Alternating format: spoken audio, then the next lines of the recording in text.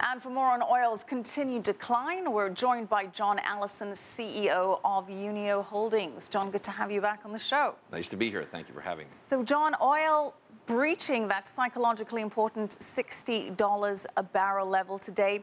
Many people out there are saying this is all part of Saudi Arabia's master plan. They want more market share. And it's a plot to disincentivize shale gas producers in the U.S. and the wildcatters in Texas and in North Dakota to drive them out of business. What do you say to that? I think the last part is correct. I think it is a way to disincentivize the wildcatters and shale oil producers and so on. I think the Saudis are being very shrewd. I don't think it's a master plan so much as I think the Saudis are taking advantage of a situation. I think what they're doing is they're actually want the United States to be more dependent on them. They want them to be more dependent on them so that they will be more involved in the Middle East, because the Saudis have a very big problem. They've got the ISIS, which is Sunni, but nonetheless a threat to them. They've got an overt threat to them, which is Iran. They need to have the United States involved militarily in the Middle East, and giving this gift of lower oil and the dependency it has puts the United States in terms of the Middle East is actually going to draw the United States in. In that sense, I think they have a plan that they've taken advantage of given the economic realities. So they want more U.S. involvement. They want to maintain an alliance with the U.S. Yes, they want them more involved, and it wouldn't surprise me, this is just a guess, but it wouldn't surprise me in the next couple of years if you see defense spending in the U.S. go up, partly because there's a dividend from the economic value of lower oil prices.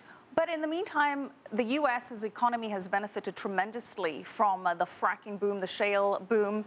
And those companies are bound to start feeling some kind of pain soon. In fact, according to Reuters, applications for drilling permits have fallen sharply. They're down 40% in November from October. Do you think that this will have an impact in the near term on the U.S. fracking and shale industry? It's obviously selective, but yes, I think it's going to have it. Anybody who's involved in very heavy capital spending in the energy business is going to rethink every dollar they're spending and go for only those things that make the most economic sense. So the answer is yes, I think it will have an effect. I think the Saudis know it. I think history proves it.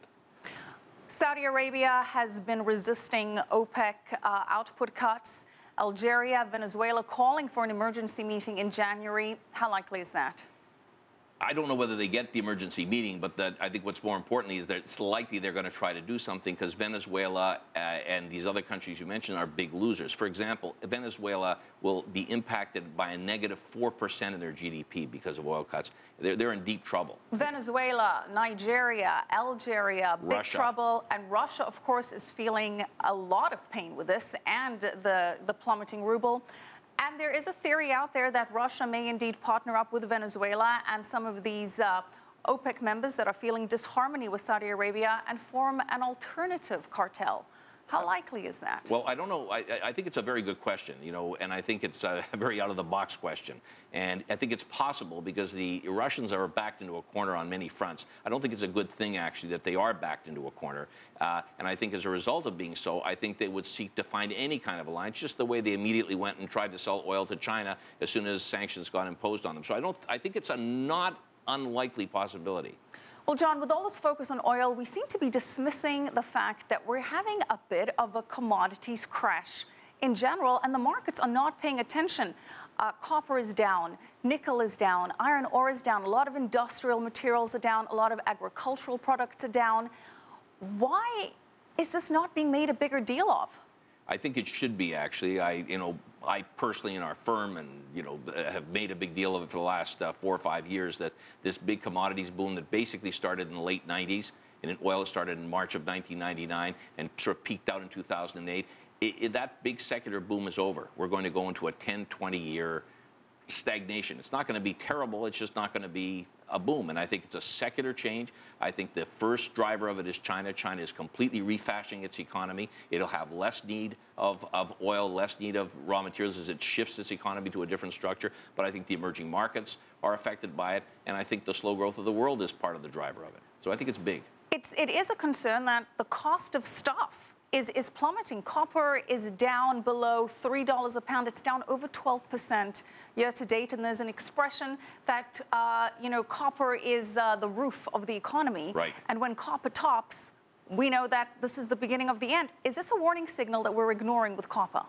I don't think so. I think it's a warning signal for commodities. I think people who believe in the commodities boom should really check it out again, because I think it's over. I think actually it has certain benefits. The Telegraph wrote an article about how Britons were going to spend £5 less on their Christmas dinner this Christmas. I think actually commodities going down are really actually giving everybody a huge tax benefit. So in that sense, I think it's going to help the economy. I don't think it's a sign of everything collapsing.